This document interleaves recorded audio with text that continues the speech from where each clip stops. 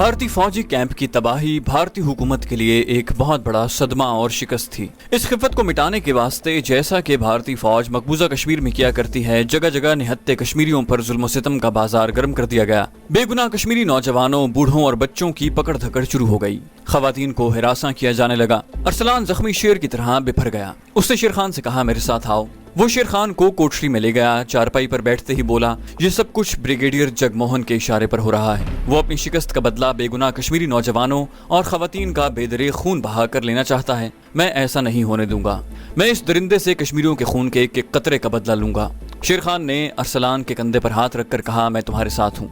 उस वक्त शेर खान की आंखों में भी खून उतरा हुआ था। उन्हें जो रिपोर्ट मिली थी उसके मुताबिक दोपहर तक ब्रिगेडियर जगमोहन के हुक्म से 11 कश्मीरी जवानों को गिरफ्तार करने के बाद जंगल में ले जाकर शहीद कर दिया गया था। जिस इलाके में मुजाहिदीन का खुफिया ठिकाना था, ब्रिगेडियर जगमोहन का हेडक्वार्टर भी उसी इलाके में था। कमांडो अरसलान और कमांडो शेर खान उस इलाके के चप्पे चप्पे से वाकिफ थे। शेर खान ने अरसलान से कहा, तुमने क्या सोचा है? अरसलान ने शेर खान की तरफ देखते हुए कहा, मैं बहुत कुछ सोच रहा हूँ। शेर खान ने कहा, हम कल दिन निकलने से पहले उस शैतान को जहन्नम में पहुंचा देंगे। मैं खुद उसे कत्ल करूंगा। कमांडो अरसलान ने कहा, मैं कुछ और सोच रहा हूँ। उस जल्लाद को हम एक ही बार कत्ल कर सकते हैं और वो एक ही बार कत्ल होने से मर जाएगा। मैं चाहता हूँ कि उसे बार बार कत्ल करूँ। वो हर लम्हे मौत की अजियत के मरहले से गुजरे। उसे एक ही बार कत्ल करना उसके लिए काफी नहीं होगा। शेर खान ने कहा, तो क्या सोच रहे हो तुम? अरसलान ने कहा, मैं ब्रिगेडियर जगमोहन को अगवा करना चाहता हूँ। शेर खान अरसलान के चेहरे को तकने लगा। उसने पूछा, वो किस लिए? अरसलान ने कहा, ये मैं तुम्हें बाद में बताऊंगा। शेर खान बोला, खामखा इस मुश्किल में क्यों पड़ते हो? उसे वैसे ही खत्म कर देते हैं।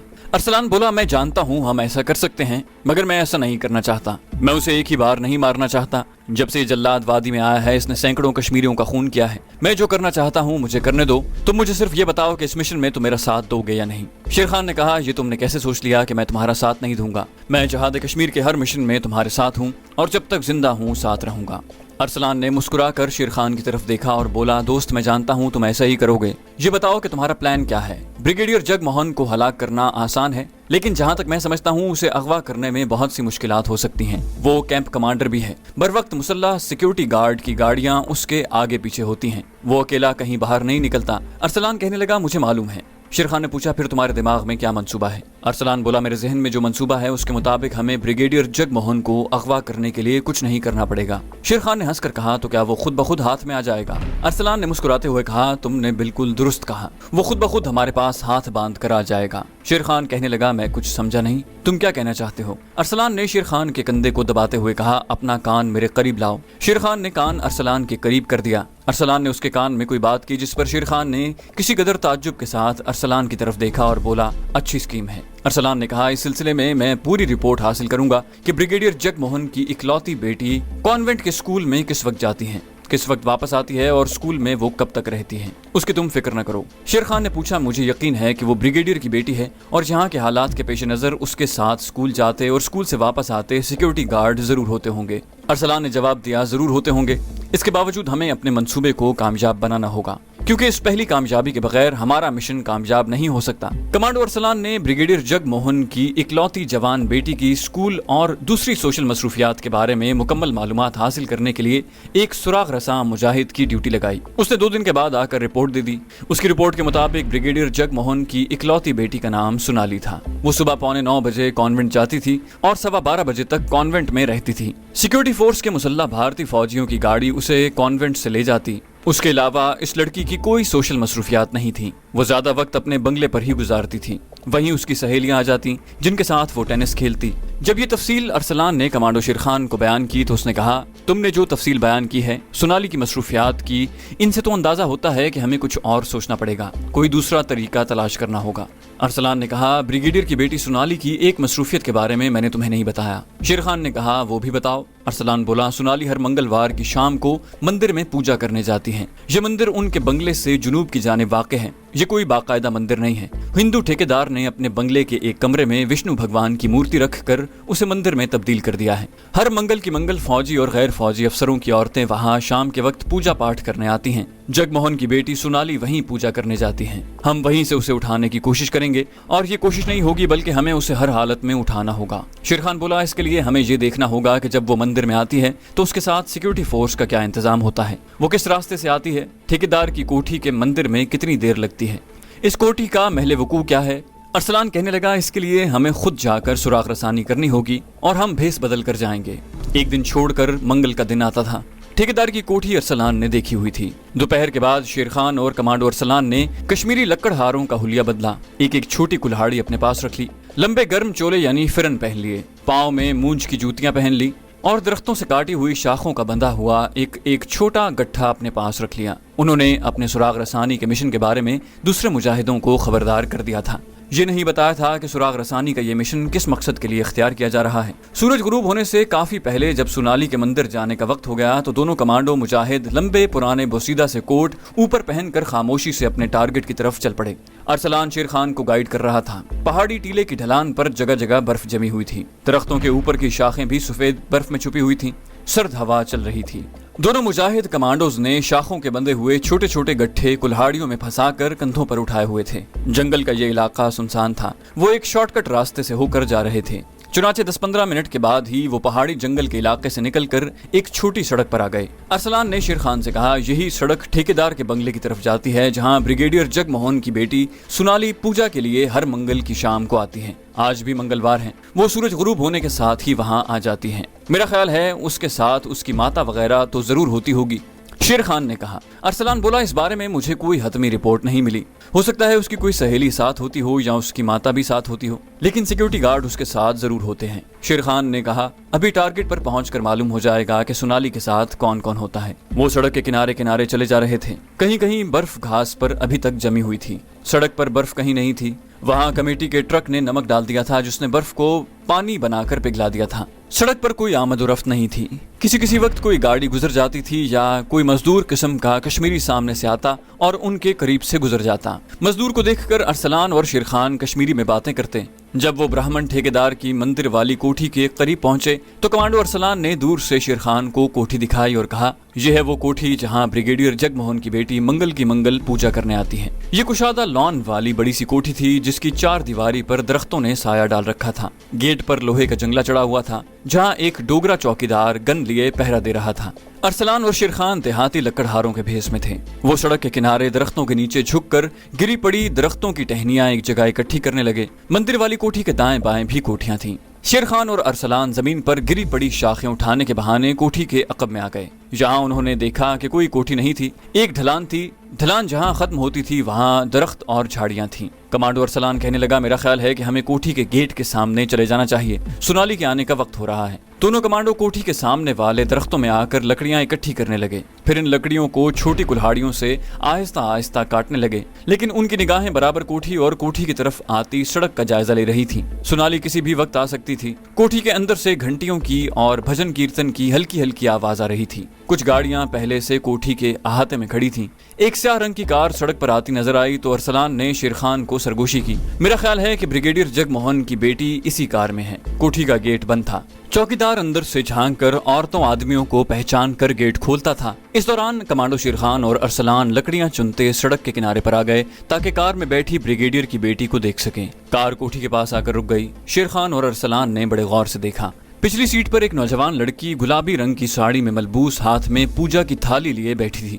اس کے ساتھ ایک ادھیڑ عمر کی بھاری بدن کی عورت بیٹھی تھی۔ چوکیدار کار کے پاس آیا، اس نے ایک نظر جھانک کر کار میں دیکھا اور پھر دوڑ کر کوٹھی کا گیٹ کھول دیا۔ اس نے بریگیڈیئر جگ موہن کی بیٹی سونالی اور اس کی ماتا جی کو پہچان لیا۔ کار کوٹھی میں داخل ہو گئی۔ شیر خان اور ارسلان لکڑیاں اکٹھی کرنے کوٹھی کے عقب میں آ گئے۔ ارسلان نے کہا یہی لڑکی سونالی تھی۔ ڈوگرا چوکیدار نے بھاگ کر گیٹ کھول دیا تھا، اس کا مطلب ہے کہ اس نے بریگیڈیئر کی بیٹی کو پہچان لیا تھا۔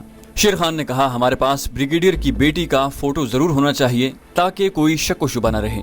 ارسلان بولا اس کا مجھے خیال نہیں آیا، میں کل کسی ذریعے سے اس کی فوٹو حاصل کرنے کی کوشش کروں گا۔ چلو اب واپس چلتے ہیں۔ دونوں جس راستے سے آئے تھے اسی راستے سے چلتے ہوئے اپنے ٹھکانے پر واپس آ گئے۔ ارسلان نے اسی وقت اپنے ایک خاص آدمی مجاہد دستگیر کو بلوایا اور اسے کہا دستگیر ہمیں بریگیڈیئر جگ موہن کی بیٹی سونالی کی کوئی فوٹو چاہیے، کیا تم پیدا کر سکتے ہو؟ دستگیر نے ایک لمحے کے لیے کچھ سوچا اور بولا میرا خیال ہے کہ وہ کانوینٹ اسکول میں پڑھتی ہے۔ ارسلان نے کہا ہاں وہ کانوینٹ اسکول میں ہی پڑھتی ہے، اسکول کے آفس میں اس کی کوئی نہ کوئی تصویر ہوگی، کوئی اپنا آدمی ہے وہاں۔ دستگیر نے نفی میں سر ہلایا اور کہا نہیں کانوینٹ میں اپنا کوئی آدمی نہیں۔ شیر خان نے کہا لیکن اس لڑکی سونالی کی فوٹو کی ہمیں اشد ضرورت ہے۔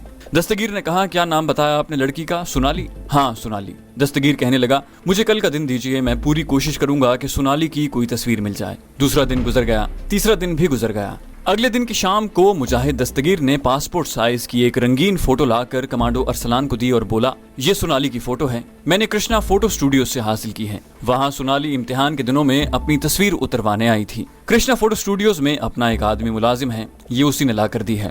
ارسلان نے فوٹو شیرخان کو دکھائی۔ شیرخان غور سے تصویر کو دیکھتا رہا، کہنے لگا یہ وہی لڑکی ہے جو اس روز سیاہ کار میں پوجا کی تھالی لیے بیٹھی تھی۔ جب اس کی تصدیق ہو گئی کہ سیاہ گاڑی میں ٹھیکیدار کی کوٹھی میں جو لڑکی گئی تھی وہ سونالی ہی تھی، تو ارسلان کہنے لگا اب ہمیں یہ سوچنا ہے کہ لڑکی کو کیسے اغوا کیا جائے۔ یہ ہم نے دیکھ لیا ہے کہ اس کے ساتھ کوئی باڈی گارڈ نہیں ہوتا، صرف ایک عورت اس کے ساتھ ہوتی ہے جو اس کی والدہ ہی ہو سکتی ہے۔ میرا خیال ہے گارڈ اس کے ساتھ ضرور رہتے ہوں گے، لیکن اس وقت سونالی پوجا پاٹ کرنے جا رہی تھی، اس لیے شاید اس کے بریگیڈیئر باپ نے گارڈز کی ضرورت محسوس نہ کی۔ شیرخان نے کہا بہرحال یہ تو معلوم ہو گیا کہ سونالی منگل کی شام کو یہاں آتی ہے، ہمیں اس منگل کی شام کو سونالی کو ہر حالت میں اغوا کرنا ہوگا۔ اس کا باپ جلاد جگ موہن کشمیریوں کے مکان کو آگ لگوا رہا ہے اور بے گناہ کشمیریوں کو پکڑ پکڑ کر ان کے خون سے ہولی کھیل رہا ہے۔ ارسلان کہنے لگا اگر ہم نے صحیح منصوبہ بندی کی اور پوری احتیاط کے ساتھ قدم اٹھایا تو ہماری کامیابی یقینی ہے، لیکن ہمارے ساتھ 2 آدمی ضرور ہونے چاہیے، اس کا بندوبست میں نے کر لیا ہے۔ شیرخان نے کہا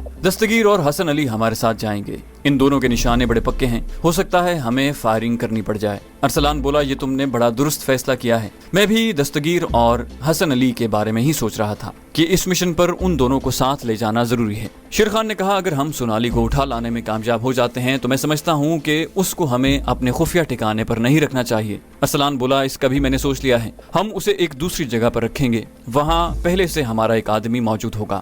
شیرخان نے کہا مجھے لگتا ہے کہ سونالی کے ساتھ سیکیورٹی گارڈ ضرور ہوتے ہوں گے، پچھلے منگل کو کوئی وجہ ہوگی کہ وہ نہیں آئے، ہو سکتا ہے اس منگل کی شام کو سیکیورٹی گارڈ ساتھ ہوں۔ ارسلان نے کہا کوئی فکر نہیں، ہم پورا انتظام کر کے جائیں گے اور سب سے پہلے گھات میں بیٹھ کر سیکیورٹی گارڈز کو ختم کریں گے، اس کے بعد وہاں میدان صاف ہو جائے گا۔ اگلے منگل تک ارسلان اور کمانڈو شیرخان تیاریوں میں مصروف رہے، انہوں نے ہر امکان کو سامنے رکھتے ہوئے پورا انتظام کر لیا تھا۔ چنانچہ منگل کے روز سورج غروب ہونے سے کچھ پہلے وہ اپنے 2 مجاہدوں کو ساتھ لے کر ٹارگٹ کی طرف روانہ ہو گئے۔ چاروں مجاہد دیہاتی لکڑہاروں کے بھیس میں تھے۔ اتنی تیز رفتار جیپ جو چاروں طرف سے بند تھی، انہوں نے ٹارگٹ سے تھوڑے فاصلے پر ایک جگہ درختوں کے نیچے کھڑی کر دی تھی۔ چاروں مجاہد مسلح تھے، انہوں نے اپنی اپنی سٹین گن اپنے لمبے کرتوں کے اندر چھپائی ہوئی تھی۔ ارسلان کی جیب میں ایک چھوٹی سی شیشی اور سفید رومال تھا، شیشی میں کلوروفارم تھا۔ وہ بریگیڈیئر کی بیٹی سونالی کو وہاں سے بے ہوش کر کے لے جانا چاہتے تھے تاکہ وہ شور نہ کرے۔ دستگیر اور حسن علی کو کمانڈو ارسلان نے مندر والی کوٹھی کے سامنے درختوں کے پیچھے ایک جگہ بٹھا دیا۔ ان کا کام صرف اتنا تھا کہ اگر کار کے آگے یا پیچھے سیکیورٹی والوں کی گاڑی ہو تو وہ اس گاڑی پر فائرنگ کر کے سیکیورٹی گارڈ کو ہلاک کر دیں۔ اگر سیکیورٹی گارڈ ساتھ نہ ہوں تو وہیں درختوں کی اوٹ میں بیٹھ کر ارسلان اور شیرخان کو کور دیں، یعنی ان کو ہنگامی صورتحال میں فائرنگ کر کے اپنی حفاظت میں رکھیں، کیونکہ وہاں کچھ بھی ہو سکتا تھا۔ کوٹھی کے چوکیدار کے پاس بندوق تھی، وہ بھی ان پر فائر کر سکتا تھا۔ ارسلان نے دستگیر کو خاص طور پر ہدایت کی تھی کہ جو ہی وہ بریگیڈیئر کی بیٹی سونالی کو اغوا کریں وہ فوراً اس جگہ پہنچے جہاں انہوں نے بند جیپ کھڑی کر رکھی تھی۔ شیرخان نے ارسلان سے کہا ہو سکتا ہے کہ سونالی کے ڈرائیور کے پاس بھی اسلحہ ہو، ہمیں سب سے پہلے اسے ختم کرنا ہوگا۔ ارسلان بولا ڈرائیور کے پاس اسلحہ ہو یا نہ ہو لیکن اسے پہلے ختم کرنا ضروری ہوگا، آخر وہ ایک فوجی افسر کا ڈرائیور ہے اور وہ بھی ریٹائرڈ فوجی ہو سکتا ہے، وہ ضرور مقابلے پر اتر آئے گا اور مجھے یقین ہے کہ اس کے پاس پستول ہوگا۔ پھر اس نے شیرخان سے کہا میں سونالی اور اس کی ماتا کو سنبھال لوں گا، تم ڈرائیور کو سنبھالنا، اس کا انتظار نہ کرنا کہ ڈرائیور پستول نکالتا ہے یا نہیں، اسے فوراً ختم کر دینا۔ شیرخان نے کہا تم فکر نہ کرو۔ اس کے بعد چاروں مجاہد اپنی اپنی پوزیشنوں پر چلے گئے۔ دستگیر اور مجاہد حسن علی مندر والی کوٹھی کے سامنے سڑک کے پار ایک درخت کے نیچے بیٹھے لکڑیاں اکٹھی کر کے ان کا گٹھا بنا رہے تھے، جبکہ شیرخان دیہاتی لکڑہارے کے بھیس میں کوٹھی کے گیٹ کے دائیں جانب ایک درخت کے نیچے خشک پتے اکٹھے کر رہا تھا۔ ارسلان ذرا آگے اور گیٹ کے قریب کھرپی سے گھاس کاٹنے میں مصروف تھا۔ چاروں مجاہد تھوڑی تھوڑی دیر بعد سڑک پر نگاہ ڈالتے 2-3 گاڑیاں آ کر کوٹھی کے اندر چلی گئی تھیں، ان میں سونالی نہیں تھی، دوسری عورتیں بیٹھی ہوئی تھیں۔ اتنے میں سڑک پر دور سے ایک فوجی گاڑی آتی دکھائی دی۔ ارسلان اور شیرخان اسے دیکھتے ہی سمجھ گئے کہ یہ سیکیورٹی گارڈز کی جیپ ہے۔ دوسری جانب مجاہد دستگیر اور حسن علی نے بھی سیکیورٹی گارڈز کو دیکھ لیا تھا۔ اس کے پیچھے پیچھے ایک سیاہ گاڑی آ رہی تھی جس میں بریگیڈیئر کی بیٹی سونالی اور اس کی ماں بیٹھی تھی۔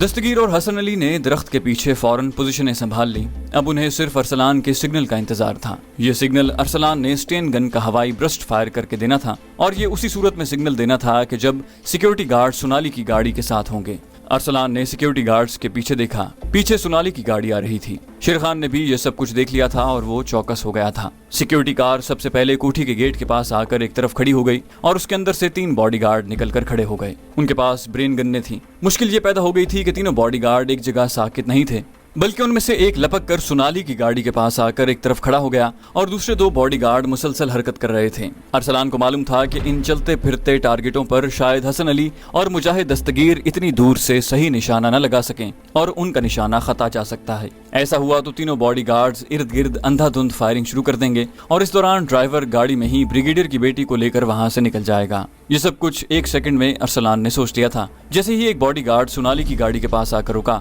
ارسلان نے اسٹین گن نکال کر اس پر برسٹ فائر کر دیا۔ باڈی گارڈ الرٹ نہیں تھا، وہ گر پڑا۔ اس دوران شیر خان نے دوسرے باڈی گارڈ پر اسٹین گن کی بوچھاڑیں فائر کر کے انہیں بھی گرا دیا۔ ڈرائیور نے فوراً انجن سٹارٹ کر دیا اور گاڑی کو پیچھے ہی کر رہا تھا کہ ارسلان نے قریب آ کر اس کی کھوپڑی اڑا دی۔ ڈوگرا چوکیدار نے بندوق کا فائر کیا مگر ارسلان بچ گیا۔ شیر خان نے ایک برسٹ مار کر ڈوگرا چوکیدار کو بھی وہیں ڈھیر کر دیا۔ دستگیر نے سیکیورٹی گارڈز کو گرتے دیکھا تو فوراً اس طرف کو بھاگا جہاں ان کی جیپ کھڑی تھی۔ شیر خان نے اسٹین گن کا رخ گاڑی کے اندر پچھلی سیٹ کی طرف کر دیا۔ پچھلی سیٹ پر سونالی اور اس کی ماں سہمی ہوئی بیٹھی خوف کے مارے کانپ رہی تھی۔ کمانڈو ارسلان نے لپک کر کلوروفارم میں بھیگا ہوا رومال سونالی کے ناک کے ساتھ لگا کر دبا دیا۔ شیر خان نے دروازہ کھول دیا۔ سونالی نے ذرا سی مزاحمت کی اور پھر بے ہوش ہو گئی۔ سونالی کی ماں کی یہ حالت تھی کہ وہ جیسے ساکت ہو گئی ہو، اس کا خون دہشت کے مارے خشک ہو گیا تھا۔ ارسلان نے سونالی کو گاڑی میں سے کھینچ کر اپنے کندھے پر ڈالا اور شیر خان سے چلا کر کہا، مجھے کور دو۔ اسے خطرہ تھا کہ دوسری کوٹھیوں کی طرف سے کوئی فائرنگ نہ کر دے۔ کوٹھیوں میں سے کچھ لوگ برآمدوں میں آ کر کھڑے ہو گئے تھے مگر وہ سارے کے سارے سہمے ہوئے تھے۔ شیر خان نے ہوائی فائرنگ شروع کر دی۔ اس نے 1-2 برسٹ ادھر ادھر کی کوٹھیوں کے اوپر فائر کیے تاکہ لوگ گھبرا کر کوٹھیوں کے اندر بھاگیں۔ ارسلان سونالی کو کندھے پر ڈال کر درختوں کی طرف دوڑا۔ شیر خان اس کے پیچھے تھا مگر پیٹھ ارسلان کی طرف کیے ہوئے فائرنگ کرتا 1-1 قدم الٹے پاؤں چل رہا تھا۔ جب وہ سڑک پار کر گیا، رخ بدل کر اس نے بھی ارسلان کے ساتھ بھاگنا شروع کر دیا۔ تھوڑی دیر بعد ہی وہ درختوں میں سے نکل کر اس جگہ آ گئے جہاں حسن علی اور دستگیر پہلے سے موجود تھے اور جیپ کے مجاہد ڈرائیور نے انجن سٹارٹ کیا ہوا تھا۔ انہوں نے سونالی کو بند جیپ کے اندر ڈالا۔ ارسلان، شیر خان اور دستگیر جیپ کے اندر بیٹھے۔ دروازہ زور سے بند کیا اور اس کے ساتھ ہی جیپ ایک دھچکے کے ساتھ وہاں سے نکل گئی۔ کمانڈو شیر خان ڈرائیور کے ساتھ والی سیٹ پر تھا۔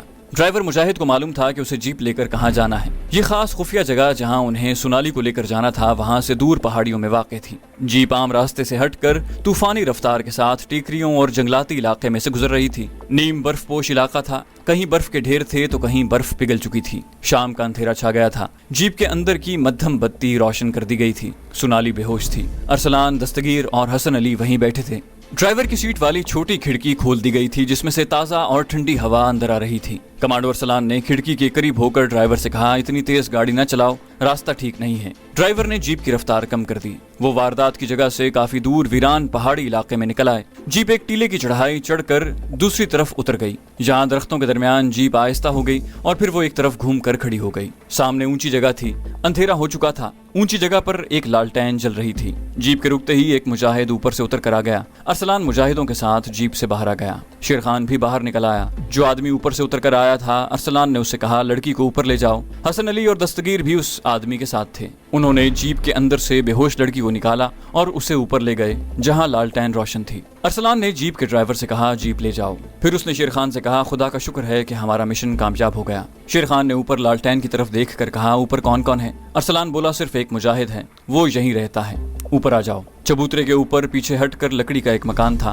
مکان کے اندر بھی لالٹین روشن تھی۔ لکڑی کے فرش والے ایک بوسیدہ سے کمرے میں سونالی چارپائی پر پڑی تھی۔ اسے کچھ ہوش آ رہا تھا۔ شیر خان اور ارسلان اس کی چارپائی کے سامنے لکڑیوں کے سٹولوں پر بیٹھ گئے۔ دستگیر اور حسن علی دروازے کے پاس اسٹین گنے تھامے کھڑے تھے۔ ارسلان نے سونالی کو ہوش میں آتے دیکھا تو حسن علی سے کہا، حسن تم دروازہ بند کر کے دوسری طرف کھڑے ہو جاؤ اور اسد سے کہو پانی لے کر آئے۔ شیر خان کہنے لگا، میرا خیال ہے ہمیں سونالی کو اپنے چہرے نہیں دکھانے چاہیے۔ ارسلان بولا، شیر بھائی اب کس سے اور کہاں تک چہرہ چھپائیں گے؟ کشمیر میں تو بھارت کی 7 ڈویژن فوج موجود ہے۔ شیر خان نے جواب دیا، تم بھی ٹھیک کہتے ہو۔ اتنے میں بریگیڈیئر کی بیٹی سونالی کو ہوش آ گیا۔ اس نے اپنے سامنے شیر خان اور ارسلان کو دیکھا تو گھبرا کر اٹھنا چاہا مگر نقاہت کی وجہ سے اٹھ نہ سکی۔ ارسلان نے کہا، ابھی تم آرام کرو۔ سونالی کو معلوم تھا کہ یہ لوگ اسے اٹھا کر یہاں لائے ہیں اس کی آنکھوں میں آंسو آ گئے، کپ کپاتے ہونٹوں سے بولی مجھے کچھ نہ کہنا، میں تمہارے پاؤں پڑتی ہوں۔ ارسلان نے کہا سونالی تم جو سمجھ رہی ہو ایسی کوئی بات نہیں، ہم تمہیں کسی بری نیت سے نہیں لائے۔ سونالی نے روتے ہوئے کہا پھر مجھے کیوں لائے ہو؟ میں تمہارے آگے ہاتھ جوڑتی ہوں، مجھے میرے ماتا پتا کے پاس پہنچا دو۔ ارسلان بولا ہم تمہیں یہاں کس لیے لائے ہیں یہ تمہیں بتا دیا جائے گا، ابھی تمہیں آرام کی ضرورت ہے، یہاں تم ہماری مہمان ہو، اور یاد رکھو کہ ایک مسلمان جب کسی کو اپنا مہمان کہتا ہے تو مہمان کی عزت اس کی اپنی عزت بن جاتی ہے۔ اسد پانی اور چائے لے کر آ گیا۔ ارسلان نے سونالی کو پانی کا گلاس دیتے ہوئے کہا پانی پی لو۔ سونالی نے غصے سے کہا میں کچھ نہیں پیوں گی۔ ارسلان بولا ہم جاتے ہیں، یہ پانی اور تمہارے لیے چائے اور کچھ بسکٹ ہیں۔ شیر خان اور ارسلان اٹھ کر کمرے سے نکل گئے۔ باہر آ کر ارسلان نے حسن علی سے کہا تم دروازے کے باہر پہرا دو گے اور دستگیر تم مکان کے گرد گشت لگاتے رہو گے۔ ارسلان اور شیر خان مکان کے کونے والے دوسرے کمرے میں آ کر بیٹھ گئے۔ کمانڈو ارسلان نے کہا شیر خان اب ہمارے مشن کا دوسرا مرحلہ شروع ہونے والا ہے جو پہلے مرحلے سے زیادہ اہم اور زیادہ حساس ہے۔ شیر خان نے کہا مجھے اس کا احساس ہے، انشاءاللہ دوسرا مرحلہ بھی کامیابی سے طے کر لیں گے۔ ارسلان بولا میں اسد کو اس کے گاؤں بھیج رہا ہوں، اس کا گاؤں یہاں سے تھوڑی دور ہے، وہ اپنی بوڑھی والدہ کو یہاں لے آئے گا۔ سونالی کے پاس ایک عورت کی موجودگی ضروری ہے، وہ اس کو زیادہ بہتر طریقے سے سنبھال سکے گی۔ یہ اچھا خیال ہے کیونکہ ابھی کچھ پتہ نہیں کہ سونالی کو یہاں کب تک رہنا ہوگا۔ چنانچہ کمانڈو ارسلان نے اسی وقت اسد کو اپنی والدہ کو لانے کے لیے گاؤں روانہ کر دیا۔ عشاء کی نماز کے وقت سے پہلے وہ اپنی والدہ کو لے کر آ گیا۔ ارسلان اس کی والدہ کو لے کر خود سونالی کے پاس گیا اور اسے کہا یہ میری خالہ ہے، یہ تمہارا خیال رکھے گی۔ سونالی نے کوئی جواب نہ دیا اور منہ دوسری طرف کر لیا۔ ارسلان نے اسد کی والدہ کو سب کچھ سمجھا دیا۔ اسد کی والدہ کے ہاتھوں ہی اس نے سونالی کے لیے اندر کھانا بھجوایا اور ایک خاص پیغام بھیج کر کچھ مجاہد منگوا لیے جن کی ڈیوٹی لگا دی کہ وہ ارد گرد جنگل میں پھیل جائیں اور حالات پر کڑی نظر رکھیں کہ کوئی باہر کا اجنبی آدمی ادھر چل پھر تو نہیں رہا۔ اور ایسے ہی آہستہ آہستہ وہ رات گزر گئی۔ چینل کو سبسکرائب کیجیے اور بیل آئیکن پر کلک کیجیے تاکہ آپ کو تمام ویڈیوز فوراً ملتی رہیں۔